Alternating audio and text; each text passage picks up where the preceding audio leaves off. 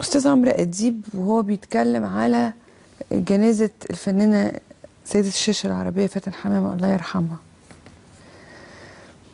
كان قبليها بيوم على طول جايبين فيلم على مش فاكرة قناة ايه، استهي سي بي سي بلس 2 عشان تعرفوا والله ان انا روحي رياضية وبتفرج على القنوات التانية تكرهني.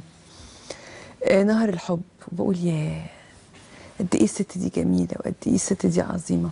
عمرو بقى طول ما هو بيتكلم وبيقول ايه اللي حصل، ليه ليه الست دي النعش بتاعها يقع، وليه نهد الجامع واحنا نازلين، وليه الموبايلات تطلع في جنازه المفروض ان احنا نتشاهد. كنت عايزه اقول له يا عمرو عشان المخدرات،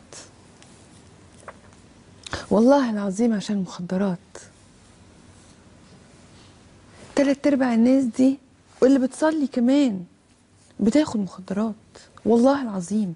ما هو انا عشان اشوف نعش جاي بدل ما اوسع له اروح عليه اكتر واشوف النعش بيتحرك هيقع وازنق اكتر وازق اكتر، وبقى في كل ده بطلع موبايل.